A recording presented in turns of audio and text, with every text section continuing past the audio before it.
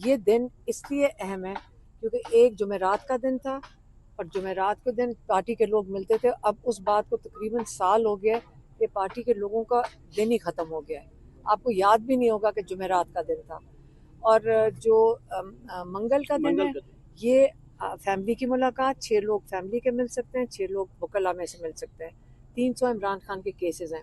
आप मुझे ये बताएं, अब इन्होंने शुरू कर दिया वीडियो लिंक। इमरान खान ने बॉयकॉट कर दिया है वीडियो लिंक। उन्होंने कहा मुझे उन्होंने व्हाट्सएप वो फ़ोन पकड़ा दिया था और मुझे कह रहे थे कि ये देख ले। कहते ना कोई आवाज़ थी ना कुछ और, मैं मुझे ये भी नहीं पता मैं देख क्या रहा हूँ। और ये जो इंसाफ के तकाजे हैं उसके बिल्कुल कानून आयन हर चीज़ के ख़िलाफ़ है। तो ये आप नहीं कर सकते। ये जो इमरान खान के यहाँ तो कानून रूल ऑफ लॉ तो रहा ही नहीं है और इमरान खान के साथ एक्स प्राइम मिनिस्टर के साथ ये कर रहे हैं। तो ये इसलिए जब ये केस तोशाखाना 2 ख़त्म होगा तो इमरान खान और बुश अभी भी आइसोलेशन में चले जाएंगे। और ये ट्यूसडे का जो मंगल का दिन है, हम आज भी आए हैं, लॉयर्स भी आए हैं जिनकी मुलाकात की वो दिया हुआ था टाइम। और अगली दफ़ा हम यहाँ फिर नहीं रुकेंगे, हम फिर आगे चले जाएंगे। हमने ये इलीगल, हमें ये रोक भी नहीं सकते। आप मुझे बताइए, नाका ये इलीगल है, हमें क्यों रोक रहे हैं? जब कोर्ट ऑर्डर है हमारे पास तो इसका मतलब ये कोर्ट ऑर्डर के खिलाफ वर्जी कर रहे हैं पुलिस। तो इस वक्त कानून का तो बिल्कुल ख़त्म हो चुका है। तो हमें इंसाफ तो इस तरह नहीं मिलना। ये लीगल काम कर रहे हैं लेकिन हमारा हक बनता है कि हम सड़क पे चलकर अडयाला दिल तक पहुंचे और उनकी ड्यूटी है कि हमें इजाज़त दें कि हम मुलाकात कर सकें। अच्छा अलीमा खान साहब, ये बताइएगा कि कल ही आपने ये खबर दी है कि खान साहब ने कहा है कि कौम तैयारी पकड़ ली और उसके बाद कौम ने वाकई तैयारी पकड़ ली है। वो कब तक तैयारी, किस तरीके की तैयारी, कहाँ पहुँचना है, क्या लाने वाला ये मैं है? आपको बता रही हूँ। इमरान खान ने, नहीं तो मैं आपको समझा देती, मुझे खुद ही नहीं पता। उन्होंने बस एक सेंटेंस कही थी, पार्टी और लोगों को कह दो और पार्टी को कह दो तैयारी पकड़े। अब उसके आगे कुछ नहीं उन्होंने बताया। की कॉल है फिर?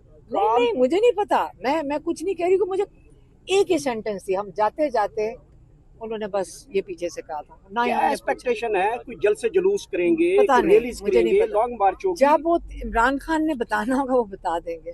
मैडम, पार्टी में इख्तलाफात जो सामने आए हैं तो इस हवाले से क्या कहेंगे? ये वाले शख्स जो है इनको सिर्फ एक ही सवाल आता है ये हर दफा यही पूछते हैं तो पार्टी से जाके पूछे। अच्छा मैम, इमरान खान को कल जो खबर सामने आई थी कि शिफ्ट किया जा रहा है कहीं बाहर रावलपिंडी में, तो क्या GHQ हमला केस भी चल रहा है? इसके अलावा 9 मई के हवाले से भी चल रहा है। क्या मिलिट्री कस्टडी के अंदर दिया जा सकता है? तो इमरान खान के हवाले से हमें कोई इल्म नहीं है। जब हम जेल में थे ऐसी कोई बात हुई नहीं थी। ये तो जब हमने घर पहुंचे हैं तो कोई किसी ने हमें, कोई लोगों ने फ़ोन करके मैसेजेस भेजे कि उनको शिफ्ट करें। मैंने कहा हमें तो कोई ऐसी चीज़ इतला नहीं थी, ना हमारे लॉयर्स को कोई इतला है, तो हमें कोई इतला ही नहीं है। तो इसके ऊपर हम कमेंट कैसे करेंगे? हमें खुद नहीं पता ये सब सही है। अगर मैम शिफ्ट कर लिया जाता है तो फिर क्या आप करेंगे? हमें अंदाज़ा ही नहीं कि कहाँ शिफ्ट करना चाह रहे हैं और किस लिए करना चाह रहे हैं। कोई जेल, वहाँ कोई जेल तो नहीं है, तो उसका मकसद क्या है?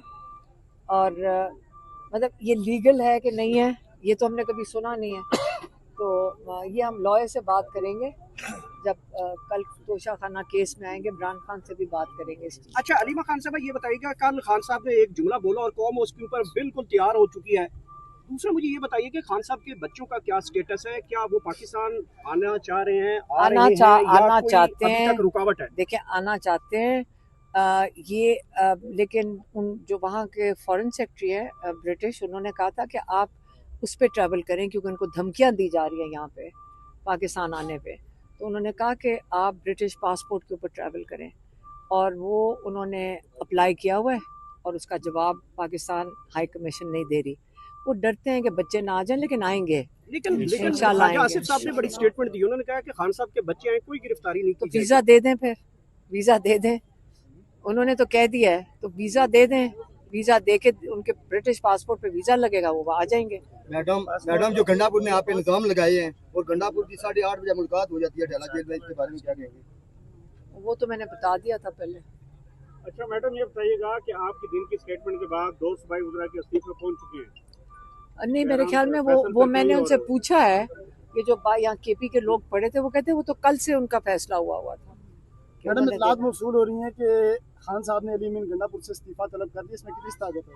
नहीं, मेरा ठीक है, मैं तो सिर्फ वो बताया जो इमरान खान ने हमें बताया।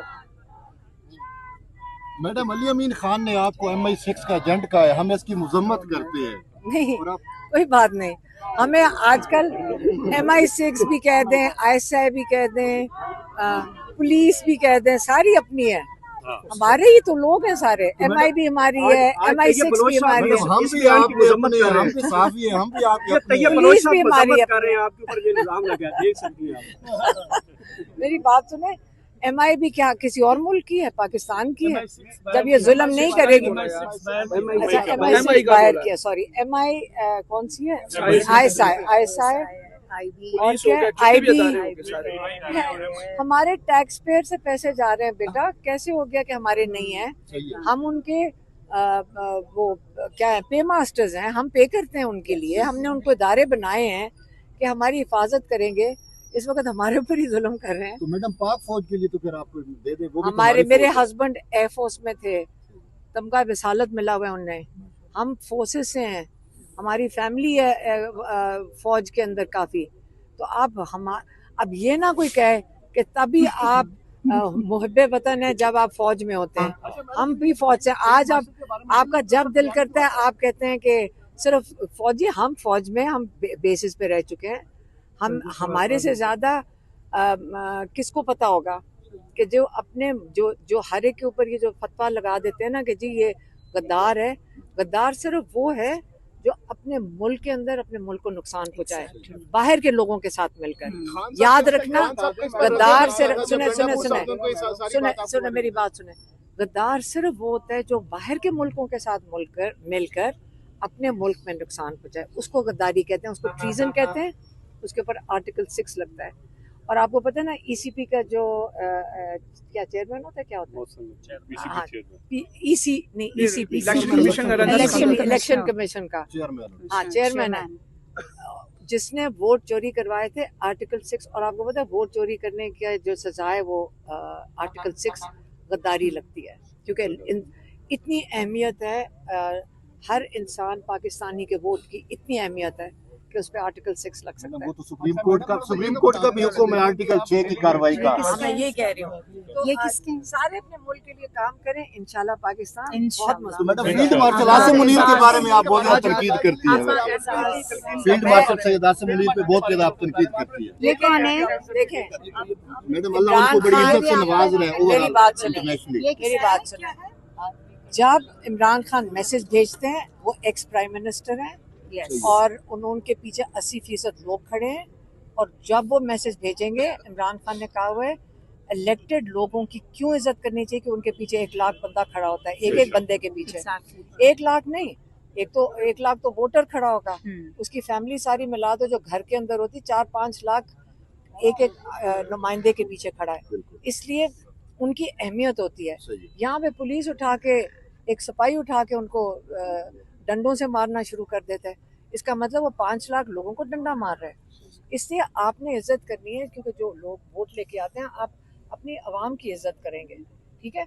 और इसी तरह जो आसिम मुनीर हैं, वो फौज में गए थे, उनका अहद पढ़ लें कि उन्होंने क्या अहद करके आए थे पाकिस्तान के लिए। इसकी हिफाजत हमारे बॉर्डर्स की करेंगे, ठीक है, हमारे बॉर्डर्स की, इंडिया की तरफ। इंडिया के खिलाफ तो वो जीते हैं मैडम, इंडिया के खिलाफ तो वो जीते हैं। हमारी एयरफोर्स ने बहुत जबरदस्त किया था। आपने कहा था कि नूरा कुश्ती है पाकिस्तान और इंडिया की। बताती हूँ आपको, आप जरा JD वैंस की मैसेज, वो जो उसने एक टॉक के अंदर बात की थी, सिर्फ उसको सुन ले, मैं उसकी बात कर रही हूँ। मैडम जो आप JD वैंस, एक सेकंड, JD वैंस का सुन ले। JD वैंस ने उस वक्त कहा था ये अभी थोड़ा सा मार लेंगे और फिर कुछ नहीं होगा, ये करते रहते हैं।